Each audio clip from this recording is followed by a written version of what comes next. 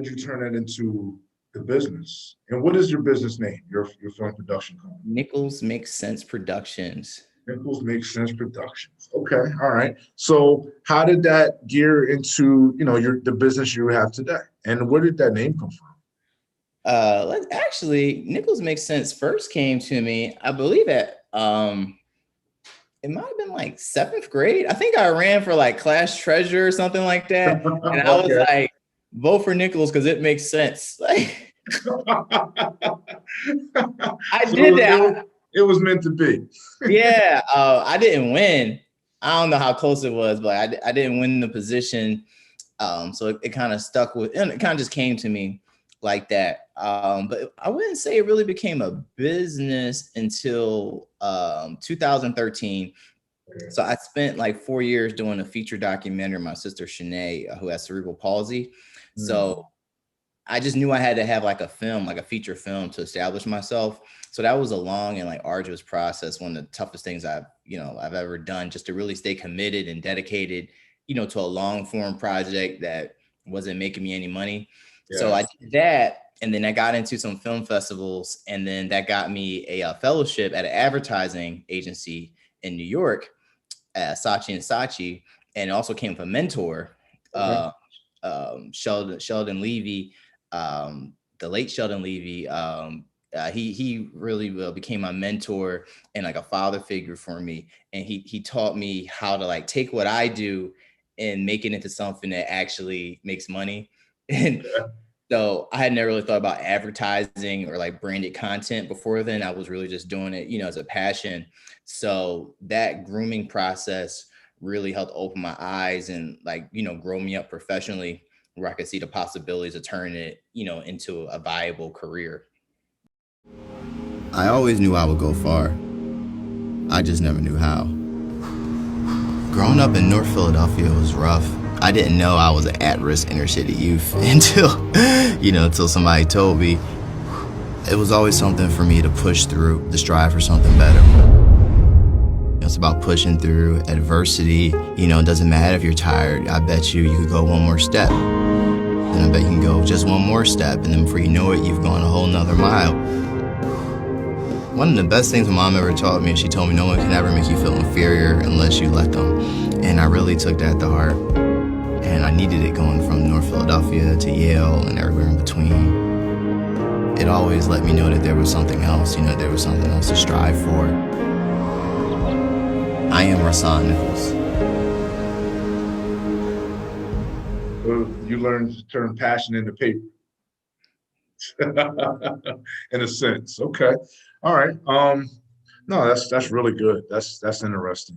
What what are some productions you've actually worked on that? Is there anything that we may know of, or any way we can find something that you've done so far? Well, yeah, I spent time as a production assistant, like different, like reality shows, like documentaries. But Okay. in terms of like my work with my name on it, I'm very proud of my short film, How to Win. I raised $10,000 in 10 days to Hmm. complete my first short film, and it's on Issa Rae Productions Color Creative TV right now on YouTube. Okay. And Letters to My Sister, that feature documentary. So it can be found on my website. It's just my name, RhassaanNichols.com. And what's the last thing I've done? I've got a lot of work on my Instagram too, different promos and like short documentaries. Walking on Water, a short documentary on Black surfers. Okay. Okay. That's one of my recent short documentaries. Okay. Is that something that you're into, is surfing? Yeah. I've only gone surfing once, but Okay. I do want to get good at it. I had to learn how to swim first, so Gotcha. it's a That's, journey. that's Uh, step one right there. Learning to swim. yeah, Yeah. yeah. No, I'm good. I'm better. Well, I'm better than I was. So I had to build up to the surfing. So I spent some time getting the swimming together. Then I finally, started surfing last year. Okay. That's definitely a California thing, I would say. I've never stepped foot on the surfboard, but I would definitely try it. I'll definitely It's try it. really fun. It's amazing. It's a rush. It is, but you gotta like have like a teacher. That's the best way I think. Okay. All right. That's good. That's good.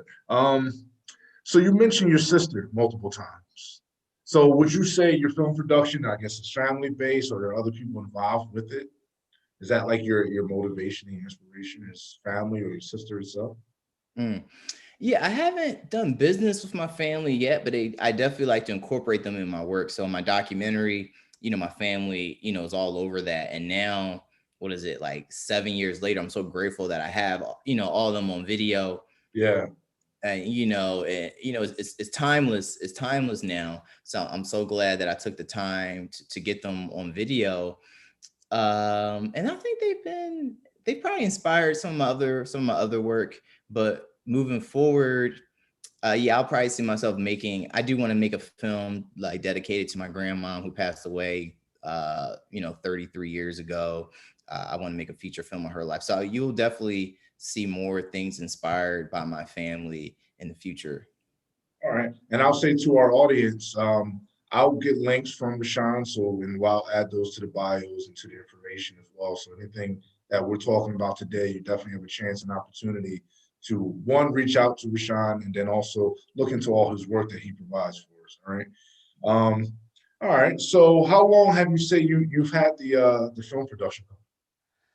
Well, I guess officially, it's been about 12. It's been about 12 years, and just going through phases where I would say everything that I've wanted to accomplish is taken, a lot longer than I thought that it would, when I Yeah, was, just a college student. yeah, But, it's all worth it. And it's just, if you're going to, it depends how you want to be in this business. Like some people are very practical, but with me, it was truly a passion. So I would just say, like, if I really could do anything else, I would have, because it honestly hasn't always paid well. And, I've suffered a lot for it, but every time I've walked away from it, I always pick it back up. That's how I know, it's my calling. yeah, yeah. I've experienced that with different fields. Being entrepreneurial, that's just I would say that's just how it is. You're gonna have your good and your bad, and but as long as it's your passion, you always come back to it, right? That's something I learned, right? It's are there other ventures outside the film production before we got to we'll talk about the coffee company. Before we get to the coffee company, are there any other ventures that you pursue or still have concurrent with the film production? Hmm. Let me see. That's a good question. Well, the only other thing would be editing. So I do want to have a post-production company, Okay. because if you've ever done a movie before, you realize how expensive editing is. Like a lot of people, they spend all their money on shooting a film, then they realize they can't finish because editing the film is going to cost you about just as much, right? And Really? I used to work, yeah, yeah. And it's difficult, especially if you've ever tried to edit a film and get it to be right. You're like, oh man, like people make a lot of money, getting the editing and the audio right and the colors just right. It's a whole industry. I can understand. I can't even. I'm still trying to get this podcast thing right, man. It takes me forever just to edit. Like I said, we were just talking about audio. I actually had someone reach out to me today. They said, "Man, you got to get your audio together." I was like, "All right, I'm definitely going to work on it. I have the equipment here. It's just a matter of just figuring it all out." I'm passionate about it because with this, I want to be able to help our community, right? I want to be able to help our youth as far as hey, like someone, a young child who doesn't have the background, doesn't have the encouraging parents or friends around them, and who say, hey, I want to get into film production, or I like tea, I like coffee, I like beverages, and I want them to be able to hear from people who they can relate to who have done it. That's my passion. I don't know what the heck I'm doing as far as the equipment, but I'm figuring out as I go. Each time it gets a little bit better. So, we're getting there. So trust me, I understand as far as that.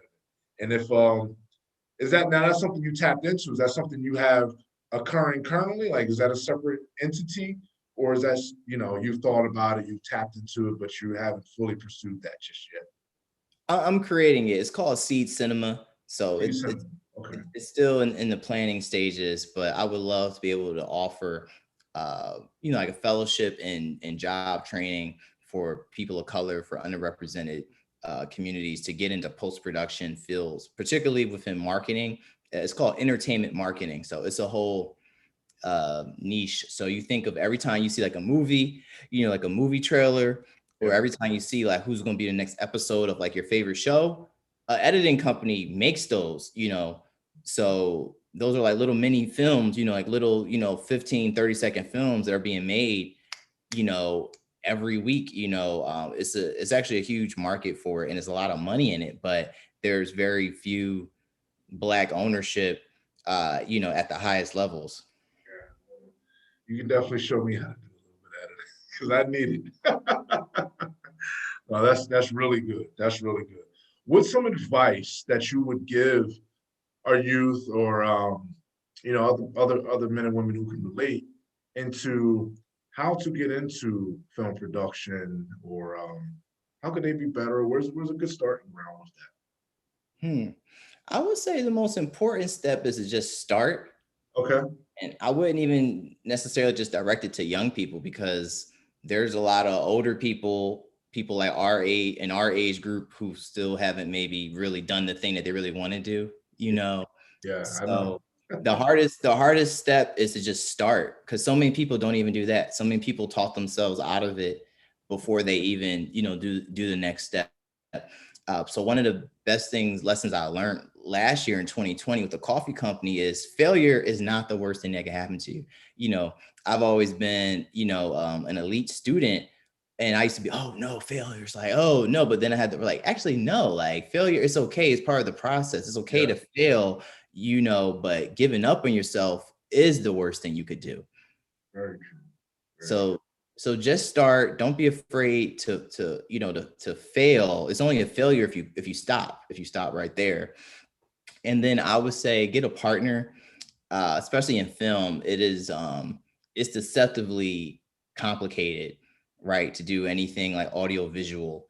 So just someone that believes in you. They don't have to necessarily be hands on like making the work, but someone to be accountable to, maybe like a director producer relationship, just to be in it with another person in this world. And it could just be a mentor type relationship, but just someone that believes in you, that you can, talk to, and Yeah. that process will go leaps and bounds. Okay. All right. Okay. So that's definitely good advice. Those are good gems. Um, I don't know if you've seen the first episode. I had an interview with Donnie Flood. He's a realtor in Philly, and we talked about the same thing as far as failure. Like failure is definitely not the worst thing. A lot of people are scared to start because of failure, but it's essential. Sometimes you have to fail in order to prevail. I'm not, it's not like you said. If you never start, that's failure right there. Not starting. Right? You got to follow your passions. You got to follow your heart. One of my biggest fears is to not necessarily fail. My biggest fear is to never try.